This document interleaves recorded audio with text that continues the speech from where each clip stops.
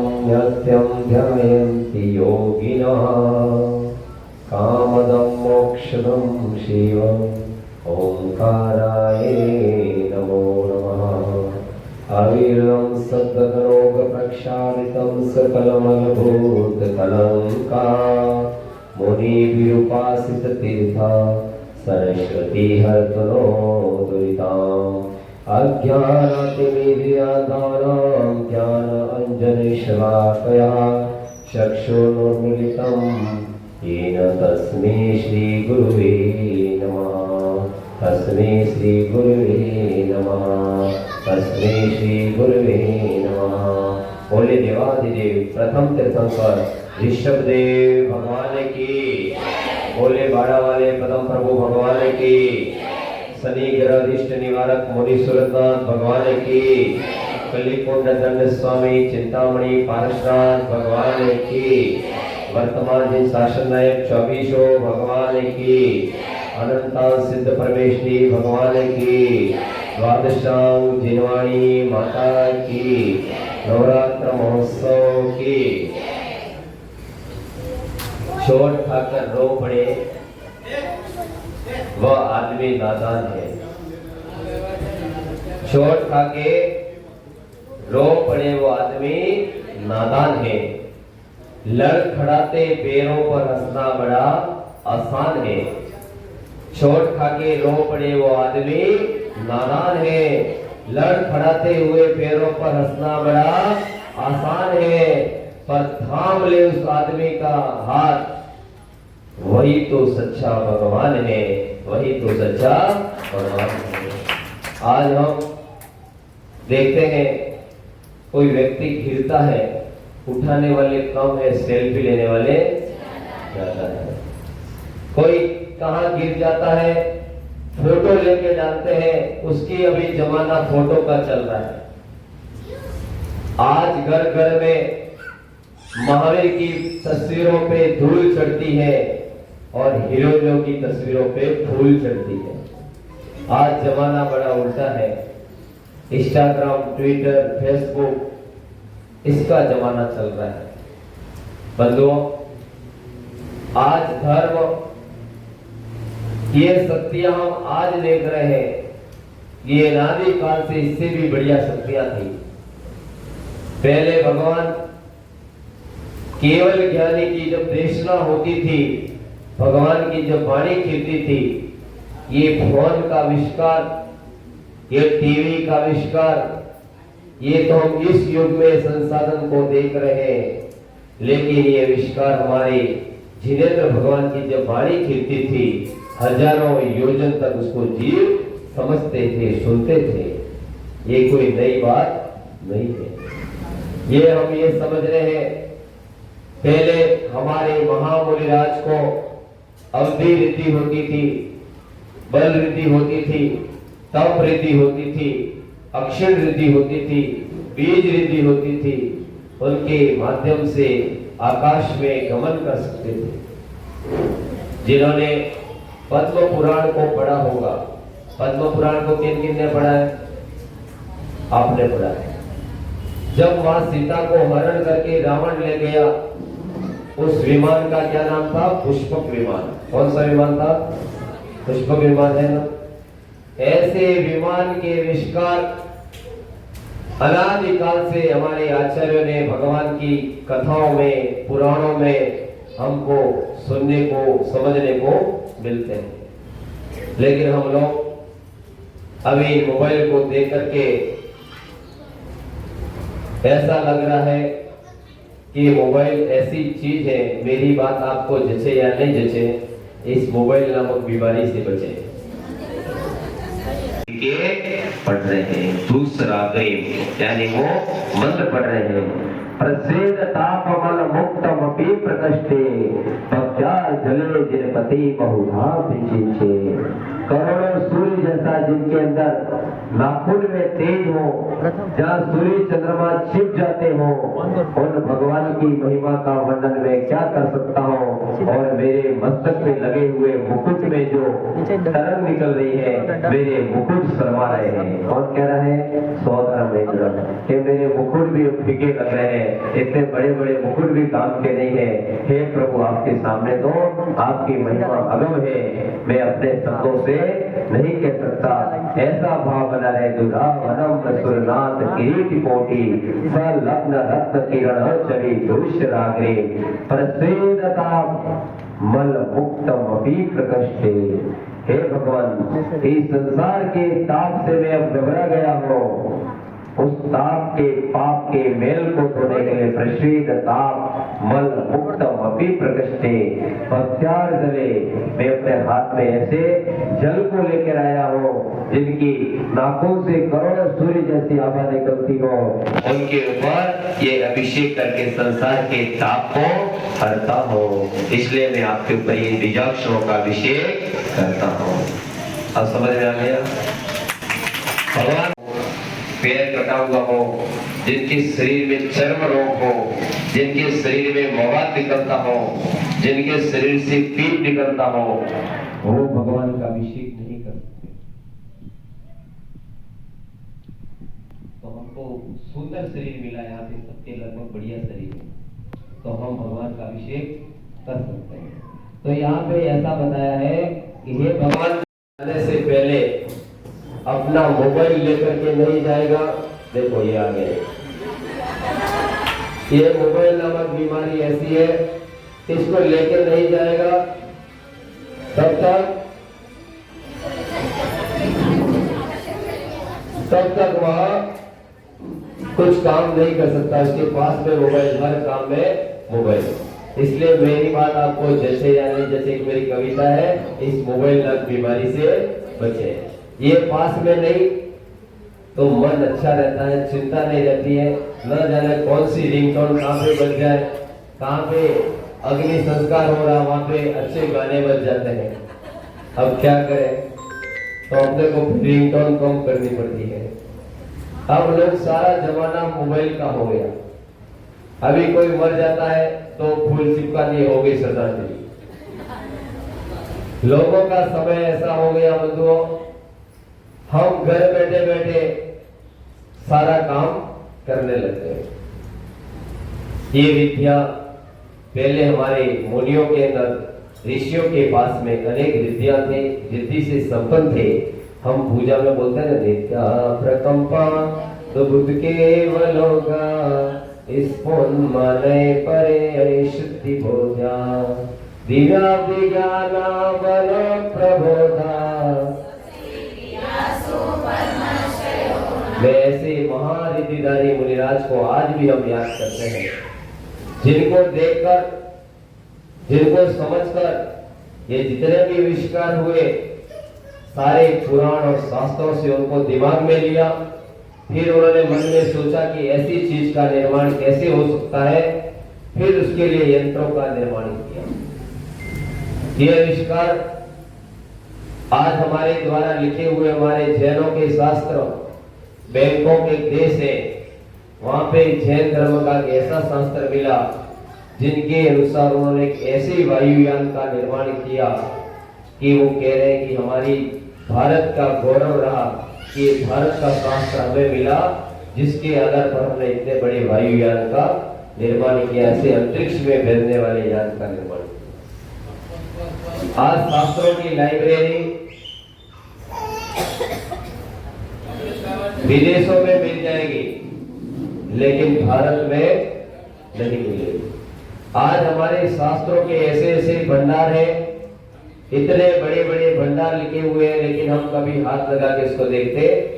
इस मंदिर में भी बढ़िया बढ़िया शास्त्र है, मैंने देखे थे, लेकिन हम कभी 5 जने मिल जाए फालतू की बातें करते हैं। कुछ शास्त्र का वाचन हो जाए, 5 पेज पढ़ो, आपको पल्ले पड़ेगा कि श्रावक का पहला कर्तव्य है शास्त्र का अभ्यास करना। उसको आप पढ़ोगे तो कुछ न कुछ समझ में जरूर आएगा। हाथ में नहीं लोगे जिनवाणी को, कुछ समझ में आने वाला नहीं है। मैं भी अभी पढ़ता हूँ, लेकिन मेरे पढ़ने का टाइम बहुत अलग है। 3:30 बजे उठ के 1 घंटे पढ़ के वापिस सो जाता हूँ, क्योंकि पूरा फ्री माइंड रहता है और उस समय जो चीज पढ़ते हैं वो दिमाग में बैठती है। हाँ, तो आज हम यहाँ पे और हम इस बात को समझ रहे हैं कि हम भगवान की रिद्धियां हैं, वो हमारे अनादि काल से है, कोई नई बात नहीं है। लेकिन हम वर्तमान में यंत्रों के पीछे पड़े हैं। पहले रिद्धियों के माध्यम से अनेक प्रकार की ऐसी रिद्धियां थी कि ऐसे रिद्धिधारी मुनिराज होते थे, एक पैर जमीन पे और एक पैर आसमान पे। ऐसा बल होता था उनके अंदर कि पूरे सुमेरु को एक हाथ से पलट दे, अंगूठे से पलट देते थे। उनके पास में इतनी शक्तियां होती थी कि वो राई के दाने के बराबर बन जाते थे, अणु के समान। और ऐसी रिद्धियां होती थी कि वो बड़े पर्वत के समान भी रूप को धारण कर सकते थे। आज भी क्या है, आज परमाणु बम जिसे कहते हैं वो इतना ही बम है, और वो बोलेंगे एक देश में गया तो पूरा समाप्त। वो पहले भी था, पहले रिद्धियों के माध्यम से होता था। राखी का पर्व आपको मालूम होगा, विष्णु कुमार मुनिराज ने 3 पांव धरती मांगी और उन्होंने जैसे ही अपना पहले पैर में ही पूरी धरती को माप दिया। और एक नहीं 7.5 भगवान पार्श्वनाथ भी चाहते थे तो वो उससे झगड़ा कर सकते थे, लेकिन उन्होंने ध्यान से निकाल दिया। उसने किया उसका कर्म, उसकी सजा अपने आप उसको मिलेगी। ऐसा करके किसी वैर बंद मत करो, नहीं तो भव भव में वैर बंध गया तो अगले भाव में भी नहीं छूटोगे। आप देखते हो कभी कभी किसी जानवर को दूर से देखते ही जानवर उसमें झपट पड़ता है। ये प्रकृति की रचना है, उसको याद आ जाता है कि पूर्व भाव ने उसको मारा था तो फट करके उसको वापिस मारता है, क्योंकि ये चक्र चलता रहेगा। ये पाप पुण्य का कारण है। इसलिए कर्म के अंदर पहला अनंतानुबंधी क्रोध मत करो। अनंतानुबंधी क्रोध भाव तक रहता है। फिर अप्रत्याख्यान और प्रत्याख्यान, बोलो इन्हें, अनंतानुबंधी प्रत्याख्यान यानी, हाँ 1 मिनट थोड़ा और समझा देते हैं। प्रत्याख्यान समझाओ, बंद करो, ये क्रोध का पूरा बता लेता हूं। प्रत्याख्यान यानी ऐसा क्रोध जो 1 साल में बनता रहे। हमारा झगड़ा हुआ प्रज्वसन से पहले, लेकिन हमने फिर प्रज्वसन आए, हमारे घर में गणेश चतुर्थी का लड्डू बना, मैं इसके साथ क्यों खाने जाऊं, और वो क्या होगा, आपका 1 साल तक का क्रोध बंद हो गया। वो भी क्रोध नहीं करना है। वो क्रोध हम लोग रखते हैं, इसने मेरे यहाँ नहीं खाया, इसके यहाँ ऐसा करो, हमको खिलाओ, क्या होता उससे, झगड़ा खत्म। तो मत का हमको खिला दो, अपने आप आगे वाला खा लेगा। बोलो, मैं 100% लिखे देता हूँ। इसके लिए हम क्रोध कर देते हैं, खाने पीने के लिए, बैठने के लिए। हो सकता है उसकी कोई समस्या नहीं आई, तो इसके लिए हमारा क्रोध से क्रोध बढ़ता है, फिर वो वैर बंद हो जाता है। क्या होता है, वैर बंद हो जाता है। क्रोध भी इतने प्रकार का होता है। फिर प्रत्याख्यान हो, 6 महीने तक झगड़ा हुआ, पति पत्नी का भी हो जाता है, 6 महीने तक नहीं बोलते हैं कभी कभी घर में, जाने दो तुमको। फिर वो चुपचाप आएंगे, ड्यूटी जाएंगे, थैला रखेंगे, वो रखेंगे, वो जाएंगे, फिर घर में लफड़ा चलता जाएगा। तो वो 6 महीने का क्रोध है। कितने महीने का, अनंतानुबंधी जानो प्रत्याख्यान अप्रत्याख्यान, उसको 6 महीने का क्रोध कहते हैं। और एक ऐसा क्रोध जो मुनियों को आता है, पानी में लहर होती है ना, आया और खत्म। अभी मैंने आपको डांट दिया, खत्म, मैंने उनसे मैंने बता दिया, चलो क्षमा याचना, वापिस पूजा के बाद में जय जिनेन्द्र मेरे से गलती हो, खत्म, लफड़ा। तो ये 4 प्रकार के क्रोध है, अनंतानुबंधी, प्रत्याख्यान, अप्रत्याख्यान और स्वजलन। स्वजलन मुनियों को होता है, बस वो आए, थोड़ा डांट दिए, फिर भूल गए, बात खत्म। फिर वो तुम्हारे बदला लेने थोड़ी आएंगे, खत्म। तो ये 4 प्रकार के क्रोध आपको समझना है कि हम इसके अंदर कौन सा क्रोध करें, हम क्रोध को कैसे कवर करें। आज आपको मात्र 2 चीजें बताइए, बहुत लंबी पाठशाला में बताता रहूंगा, आप सुनते रहोगे। तो आज हमको ये समझ गए कि हमको जीवन के अंदर क्रोध रूपी नाग पे संयम रखना है, उसको क्रोध आए उसको तुरंत उपशम करना है। इसलिए जैन धर्म का पहला सिद्धांत ये क्षमा वीरस्य भूषणम। 10 लक्षण में पहला दिन कौन सा होता है? उत्तम क्षमा, और सब जमा, पहले का खत्म, आज से दोस्ती करो। तो इसलिए बंधुओं, हमारे धर्म की शिक्षा है, ये शिक्षा आपको जीने की कला सिखा रही है, और तुम जी भी नहीं पा रहे हो, और जियो और जीने दो को भूल करके लड़ो और लड़ने दो वाला काम कर रहे हो। ये भगवान महावीर के सिद्धांतों को समझो। हमारे द्रोणाचार्य ने इतने अच्छे सिद्धांत दिए, अगर हर व्यक्ति इसको पालन करने लग जाएगा तो पूरी समाज में शांति आ सकती है, घर घर में शांति आ सकती है। तो आज आपने समझा होगा कि भगवान के इन अभिषेक की क्या रहस्य है, इसका विज्ञान में क्या चमत्कार है, अध्यात्म में क्या चमत्कार है, भगवान के क्रोध की क्या कितने प्रकार के क्रोध है, ये सब आप समझ गए होंगे। बोले जिनवाणी मात की। अब हम जिनवाणी स्तुति के लिए खड़े होंगे, बोलो सभी खड़े होंगे।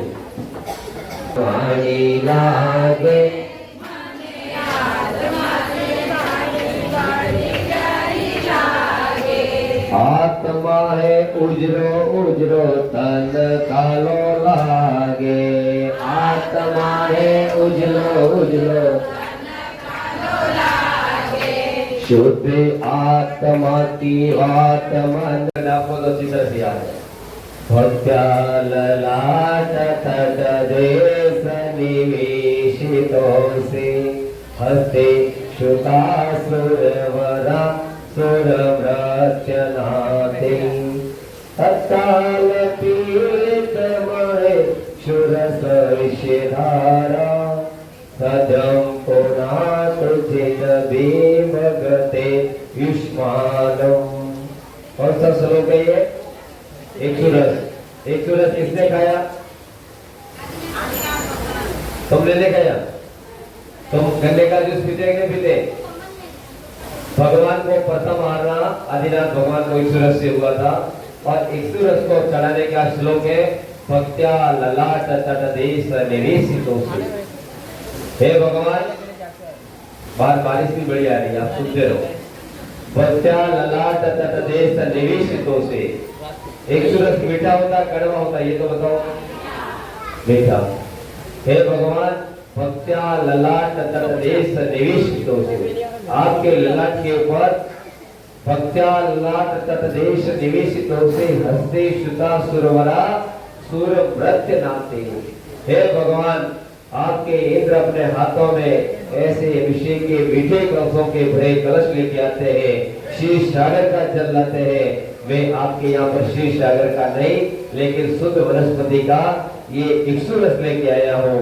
भक्त्या ललाट तट देश निवेशितों से हस्ते शुता सुरवरा सूरव्रत्य नाते तत्काल पीलित मनीष रसस्य नारा सत्यम पुनात गुण बेपर गतेश मानव। भगवान की वाणी कैसी होती है? भगवान की वाणी ओंकारमय होती है, किसी अर्धमागधी भाषा में खिलती है। भगवान हित मीत और प्रिय बोलते हैं। भगवान क्या बोलते हैं? प्रिय। आपको बच्चों लोगों को पाठशाला पढ़ाते होंगे ना, कौन कौन पाठशाला में आता है? भगवान हित मीत और प्रिय बोलते हैं। हित यानी हित के लिए बोलते हैं, मीत यानी सबको जुड़ने के लिए, और प्रिय सबको अच्छा लगे वो बोलते हैं। अब भगवान की ओंकार में हित मीत प्रिय होती है, तो उसमें आप भगवान की वाणी मीठी होती है, हितैषी होती है। उस प्रकार जिस प्रकार गन्ने को कितना भी कूट डालो लेकिन वो अपना मीठापन नहीं छोड़ता है, उसी प्रकार धर्मात्मा पे कितना भी कष्ट आ जाए वो धर्म को नहीं छोड़ता है, भगवान को नहीं छोड़ता है। वो कहेगा मेरे कर्म का उदय था, मेरे पापों का उदय था, मेरा ऐसा होना लिखा था। वो भगवान को दोष नहीं देगा, वो कहेगा ऐसा था। इसलिए हे भगवान, ये तो बहुत समय की बात हुआ, मंदिर गया, मेरा पर्स गुम गया, उसकी जगह पे मेरी दुकान जाने वाली थी, वो ऐसा विचार करेगा। लेकिन जो पापी होगा, मिथ्याती होगा, वो भगवान को दोष देगा। भगवान को कभी दोष मत देना। जो भी होगा, चाहे मेरी कल मृत्यु हो जाएगी तो मेरा आयु कर्म इतना था, उसमें भगवान क्या करेगा? इतना साल तक जिया, वो भगवान की कृपा से जिया, नहीं तो बहुत पहले मरने वाला था, ऐसा विचार है। तो हमको इसके अंदर भगवान के ऊपर करने का अभिषेक, भगवान की वाणी हित मित और प्रिय होती है। क्या होती है? इसलिए उसके निमित्त से हे भगवान, वो करने को देखकर ऐसा विचार है कि मैं अपने पद को कभी नहीं छोड़ूंगा, सदा मीठा रहूंगा, सदा अच्छा रहूंगा, भगवान की हित मित प्रिय वाणी को बोलूंगा। ऐसा श्लोक के अंदर कह के उन्होंने एक सूरज का अभिषेक किया। भगवान का एक सूरज से अभिषेक करके हम ये भावना भावे। आज भगवान की वाणी कैसी होती है? अर्धमागधी भाषा। कितने भाषा में वाणी? कितनी? 718 भाषा में। कितनी भाषा? 18 महाभाषा होती है, 700 लघु भाषा होती है। और 718 भाषा में भगवान की वाणी खिलती है। सभी जीव अपनी अपनी भाषा में समझ जाते हैं। घोड़े, गधे, कुत्ते, बकरे सब समझते हैं भगवान की वाणी। ऐसा मत समझना, वो भी सब समझते हैं, उनके अंदर चेतना है और वो भगवान की वाणी समझते हैं। इसीलिए तो नरक के जीव भी समझते हैं। इसलिए जब भगवान की वाणी खिलती है, भगवान को केवल ज्ञान होता है, तो अपने आप नरकों के अंदर एक क्षण के लिए आनंद आता है। कितने क्षण के लिए? एक क्षण के लिए। बाकी नरक में कभी आनंद नहीं आता है। सिर्फ एक क्षण जब भगवान का जन्म होता है और भगवान को केवल ज्ञान की उत्पत्ति होती है, तब स्वर्ग एक क्षण का लगता आनंद का उन जीवों को, उनको समझ जाता है कि भगवान का पुण्य इतना होता है कि एक क्षण मात्र के लिए नरकों में भी आनंद की अनुभूति होने लग जाती है। एक नारकी जीव पुण्याश्रम कर सकता है, वो भी भगवान आत्मा बन सकता है। जीव सब एक जैसे हैं, सबका शरीर अलग है। किसी का शरीर, भगवान का शरीर कैसा है? परम औदारिक। नरकियों का जीव व्यक्रिय, तेजस, कारमान, ये सभी शरीर की परिभाषा है। ये सभी शरीर को धारण करते हैं। नरकी जीव व्यक्रिय शरीर धारण करते हैं। वो पारे के समान होते हैं। पारा जैसे जुड़ता है टूटता है, जुड़ता है टूटता, उसको डाल दो बिगड़ जाएगा, वापस फिक्स कर दो मिल जाए। ऐसे शरीर को कष्ट होता है, ऐसा शरीर प्राप्त होगा। तो हे भगवान, हम ऐसे कर्म करें कि हमको भगवान जैसा परम औदारिक तेजस शरीर प्राप्त हो। अब आप समझ गए कि भगवान का अभिषेक एक सूरज से क्यों करते हैं? सबको समझ में आ गया? क्यों करते हैं? कि हमारे ऊपर कभी भी संकट आएगा है प्रभु, तो हमारे कर्मों के पाप के कारण हुआ है। हम अगर पाप पूर्व भाव में कहीं न कहीं पाप कर्म किया होगा, इसका ये उत्तर है। कोई बात नहीं, मेरा अगला भाव तो सुधर जाएगा। मेरे फोन से और आपके फोन से दोनों इसके लिए हम भगवान के ऊपर क्या चढ़ाते हैं? ऐसी भावना पाकर, ये सब भावनाओं का खेल है। क्योंकि हम हमारे शरीर में जैसा भाव करेंगे, अगर आप किसी का बुरा सोचोगे, एक उदाहरण बता रहा हूं, आप क्या करोगे? किसी के बारे में बड़े बड़े 2-3-4 गालियां दोगे, क्यों आगे बढ़ गया, ऐसा है वैसा है वैसा, ये आगे दुकान हो गई इसकी, ये आगे बढ़ गया। सबसे पहले किसको घाटा होगा? आपको। उसको कुछ फर्क नहीं होगा। आपके शरीर में जितने रसायन है वो सब जहरीले हो जाएंगे, क्योंकि आपको क्रोध आएगा। दूसरों को देख के क्या होगा? क्रोध आएगा, दूसरों को देखेंगे उसके पास इतना है। बहुत से पंडित को देख के चलते हैं। दिनेश कुमार का नाम चल रहा था, वो जिंदा करेंगे, वो चलेंगे, तो उनको घाटा। मैं किसके लिए बुरा नहीं सोचता, सब अपना पुण्य लेके आए, अपने को क्या है। तो वो वैसा सोचेंगे तो उसके अंदर वैसे रसायन उत्पन्न होंगे। क्या होगा? वैसे रसायन होंगे। वैसे रसायन होने से सबसे पहले आपके शरीर को घाटा लगेगा। इसको लगेगा। दूसरा, आपका भाव खराब होगा। दूसरा, आपका समय खराब होगा। कितना बिगड़ रहा है तुम्हारा?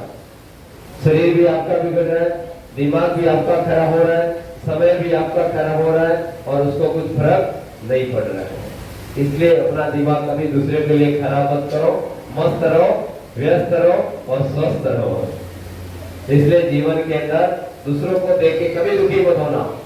आज सारे घर के अंदर झगड़े हो रहे हैं, दूसरों को देख के महिला कहती है देखो वो बोया वाला मंगलसूत्र लेके आ गई, और फिर तुम अपने पति को झगड़ा करते हो। फिर पति बेचारा क्रोध में इधर कमाई नहीं, फिर हमारे घर में लफड़ा चालू। देखो एक दूसरे को देखकर हमारे घर में कर्म आ गए, हमने उसके लिए बुरा सोचा, सुबह पहले दूसरा का देखे है, अभी 1 घंटे बाद हमारे घर में लड़ाई चालू। फिर वो उधर वाला देखेगा जिसके लिए हम निंदा करें ठीक हुआ। तो ये कर्म तुरंत लौट के आते हैं। कैसे आते हैं? उदाहरण के द्वारा समझाओ। एक बार एक खेत में आम के पेड़ लगे हुए थे। क्या लगे हुए थे? बढ़िया रस से भरे हुए थे। उसके पास भी थे, बोल रहे फिर हमने वहां गए, हमारे साथ एक मित्र ने देखा कि यार बढ़िया भरे हुए पेड़, एक पत्थर मारा और आम के पेड़ से आम नीचे गिरा। फिर वहां पे चल के गए, वो मित्र वहां चल के गया और उसने हाथ में आम उठाया और फिर उस आम को खाया।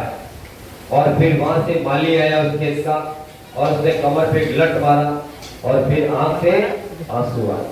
सबसे पहले किसने देखा? आंख ने। चल के कौन गया? पत्थर किसने मारा? खाया किसने? आंसू का आया। तो जिसने देखा उसके अंदर वापस आंसू आ गया। तो कहने का मतलब ये है कि हमारे कर्म घूमते रहते हैं, हम जैसा करेंगे वापस लौट करके हमारे यहाँ पर आएंगे।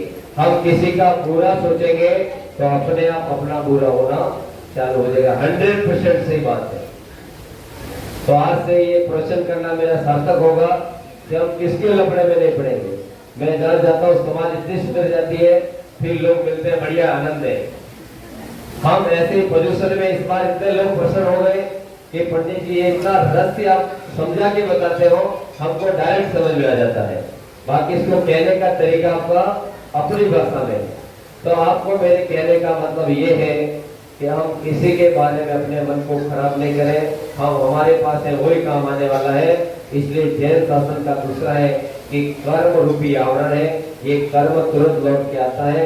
इसलिए दूसरों को देख के हम दुखी नहीं हो, हमारे पास में वही काम आने वाला है। इसलिए अपने हाल में मस्त करो, बढ़िया है, सुखी है, कोई मिलेगा। दूसरा अगर आप दुखी को हो गए तो क्या वो आपका समाधान करेगा?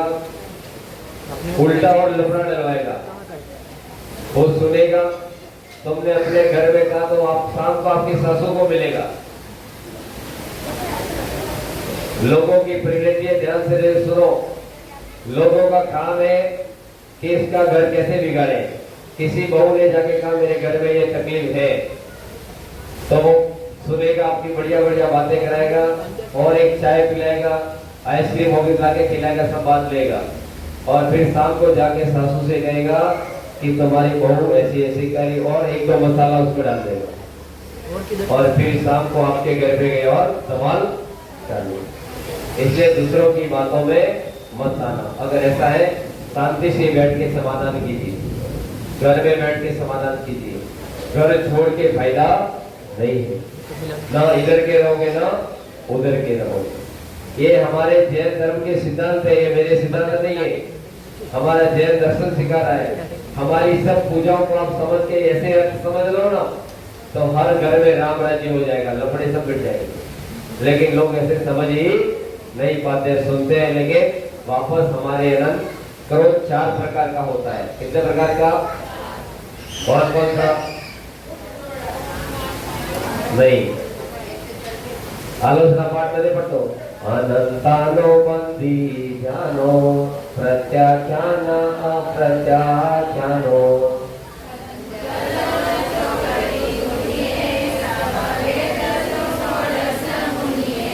पढ़ते हो ना नवल जी?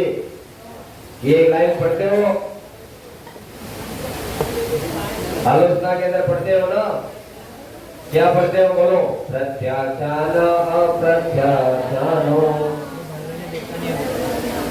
हम इसके अंदर ये 4 प्रकार के क्रोध है। कितने प्रकार के? पहला अनंतानुबंधी। कितना? अनंतानुबंधी। अनंतानुपति क्रोध किसको था? पारसनाथ भगवान के भाई को। किसको था?